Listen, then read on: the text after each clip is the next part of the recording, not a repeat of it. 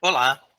Dando sequência ao nosso curso de atualização em planejamento e gestão do Sistema Único de Saúde, com a atualização do DigiSugestor Módulo Planejamento DGMP, ainda na nossa unidade 1, Planejamento e Gestão do Sistema Único de Saúde, vamos aqui discutir hoje a responsabilidade da gestão e dos conselhos de saúde. Bom, no plano de saúde, nós vamos ver na legislação que a responsabilidade está dada ao mesmo tempo para os gestores e para os conselhos de saúde. Vejamos, por exemplo, na Lei 8080, de 19 de setembro de 1990, no seu artigo 15, inciso 8º, a elaboração e atualização periódica do plano de saúde é obrigação dos entes da federação, independente da sua esfera de gestão, União, Estados, Distrito Federal ou município. Na lei número 8142, de 28 de setembro de 1990, temos a seguinte questão no seu artigo 2º. Os recursos do Fundo Nacional de Saúde, FNS, serão alocados como? Veja o inciso 4º. Cobertura das ações e serviços de saúde a serem implementados pelos municípios, Estado e Distrito Federal. Depois, na sequência, no artigo 3º, os recursos referidos no inciso 4º do artigo 2º desta lei, que acabamos de ler, serão repassados de forma regular e automática para os municípios, Estados e Distrito Federal, de acordo com os critérios previstos no artigo 35 da Lei 8080, que se refere a critério de rateio. E, na sequência, o artigo 4º, que faz referência aos dois anteriores, traz a seguinte informação: para receber os recursos que trata o artigo 3º dessa lei, os municípios, estados e Distrito Federal deverão contar com plano de saúde. Veja no seu item 3. Então, veja que já é uma condição para recebimento de recurso fundo a fundo. Ter plano de saúde elaborado, não somente elaborado.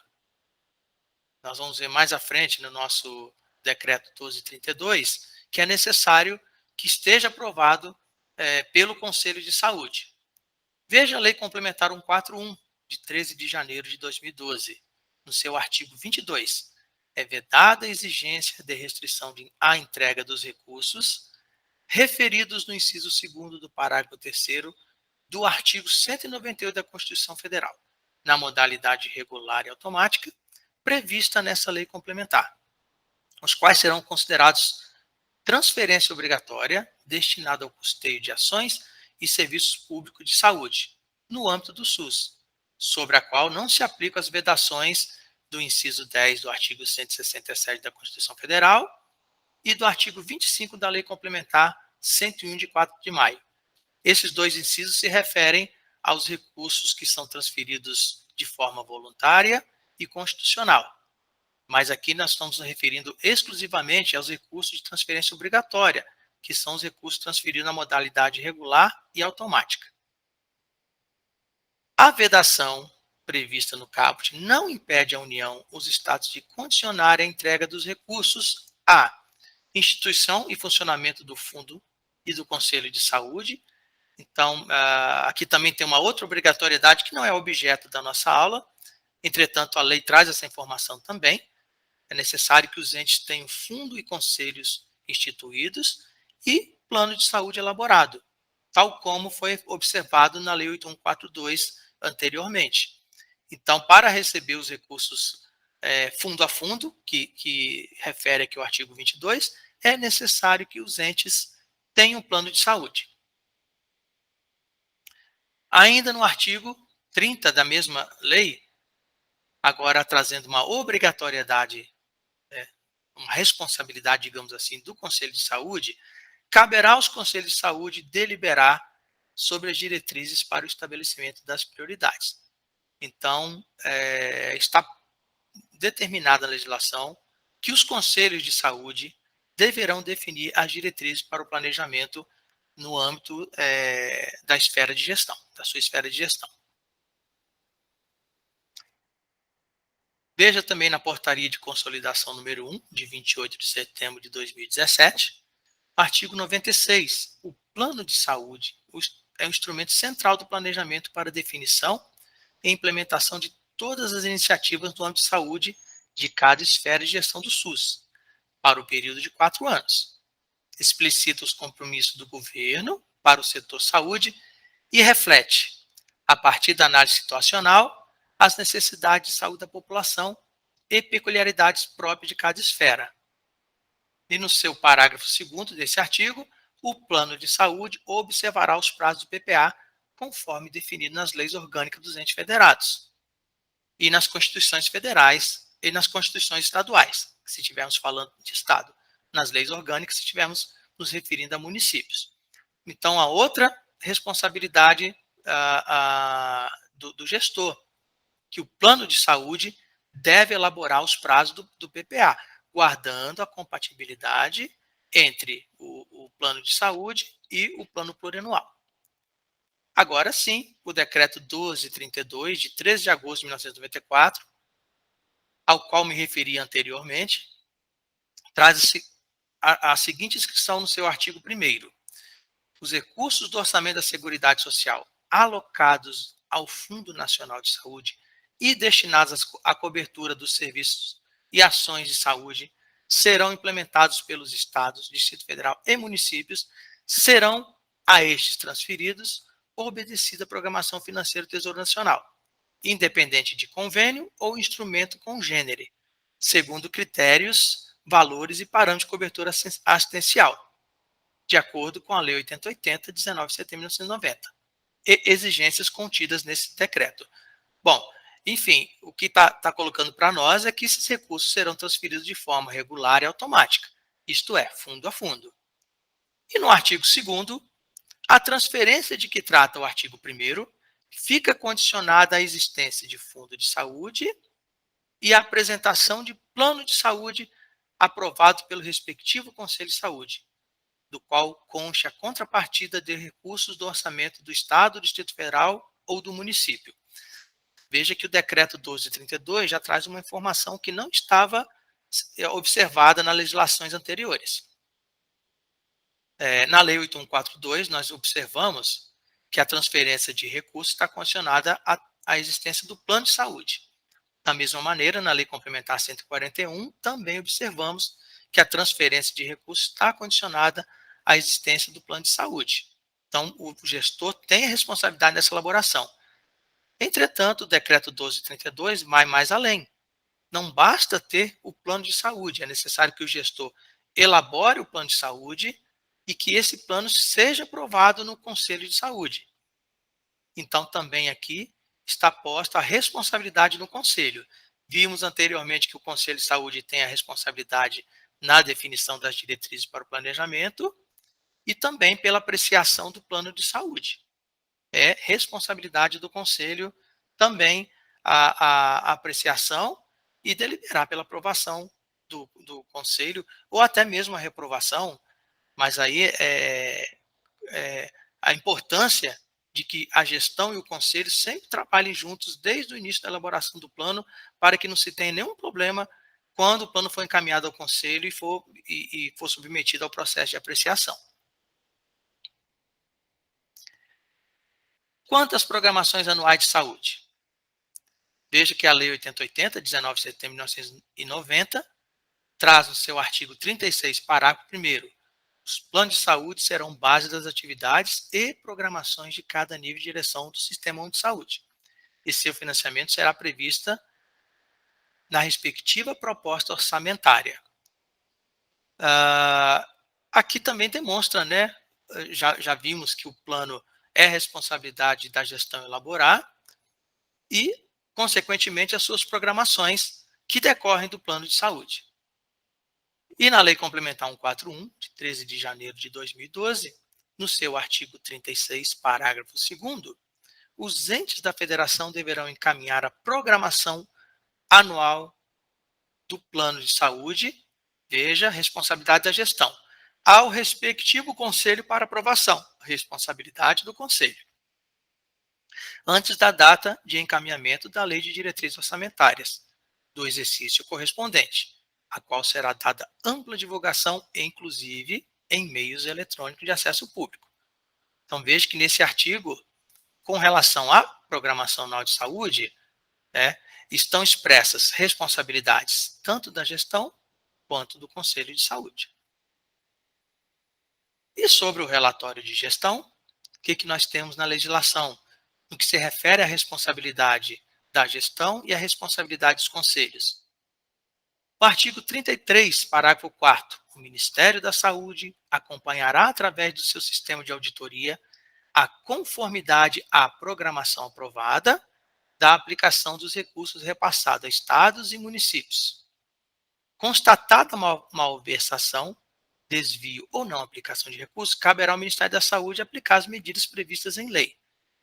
Veja que aqui ele não faz referência ao relatório de gestão, mas veja que o Ministério da Saúde acompanhará através dos seus...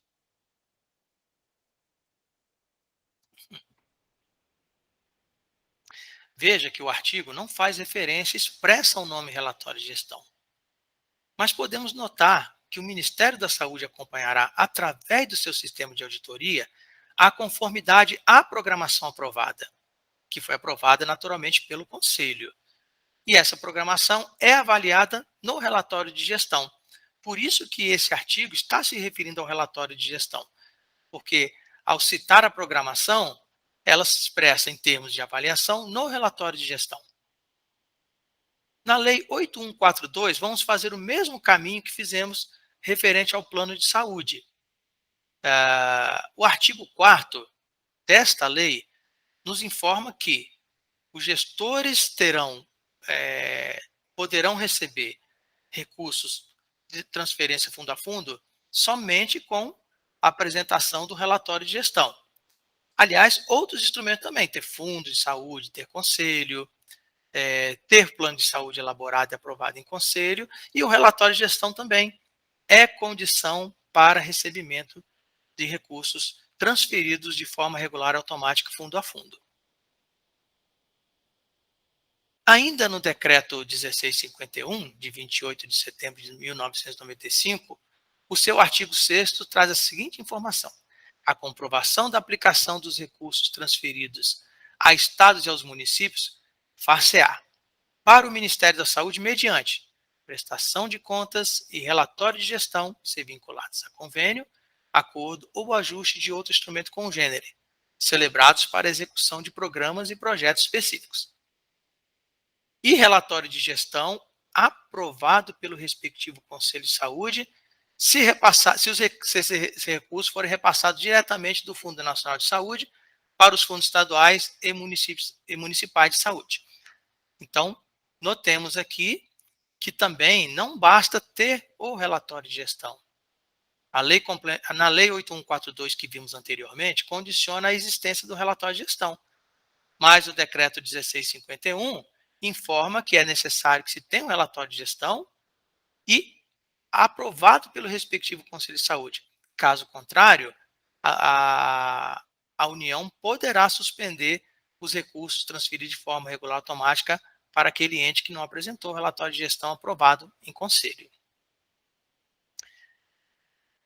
Na Lei Complementar 141, de 13 de janeiro de 2012, em seu artigo 36, parágrafo 1º, a União, os Estados, o Distrito Federal e os municípios deverão comprovar a observância do disposto nesse artigo mediante o envio de relatório de gestão ao respectivo Conselho de Saúde até 30 de março do ano seguinte ao da execução financeira, cabendo ao Conselho emitir parecer conclusivo sobre o cumprimento ou não das normas estatuídas nesta lei complementar. Então, veja que esse artigo traz responsabilidade da gestão de encaminhar o relatório de gestão até 30 de março para o respectivo conselho e cabe a este Conselho de Saúde emitir o parecer conclusivo. Da mesma forma que anteriormente, no decreto 1651, na linha B, está posto para nós que o gestor tem que encaminhar o relatório de gestão e ele precisa ser aprovado no conselho. É condição para recebimento de recursos. Então, tanto no decreto 1651 quanto na Lei Complementar 141 estão postas as responsabilidades da gestão quanto ao relatório de gestão e quanto ao conselho na sua apreciação. Destacamos também aqui a resolução do Conselho Nacional de Saúde, de número 453, de 10 de maio de 2012, Sua quinta diretriz aos conselhos de saúde nacional, estaduais, municipais e do Distrito Federal tem a competência definidas nas leis federais, bem como em indicações advindas das conferências de saúde. Compete a todos os conselhos, no seu item 6, anualmente deliberar sobre aprovação ou não de relatório de gestão.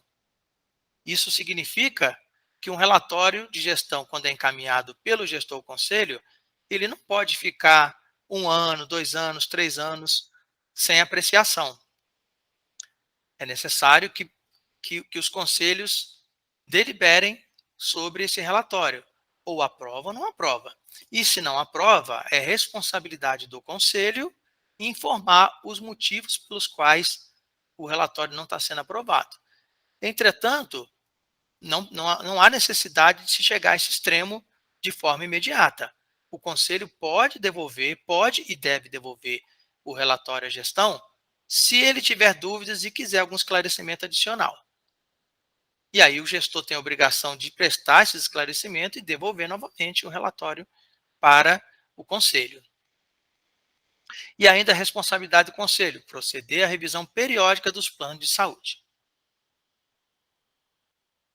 E com relação ao relatório detalhado do quadrimestre anterior, a Lei Complementar número 141, de 13 de janeiro de 2012, em seu artigo 36, traz a seguinte informação: o gestor do SUS, em cada ente da federação, elaborará o relatório detalhado referente ao quadrimestre anterior, o qual conterá no mínimo as seguintes informações: montante e fonte de recursos aplicados no período, auditorias realizadas ou em fase de execução no período e suas recomendações e determinações, e a oferta e produção dos serviços públicos da rede assistencial própria, contratada e conveniada, cotejando esses dados com os indicadores de saúde da população em seu âmbito de atuação.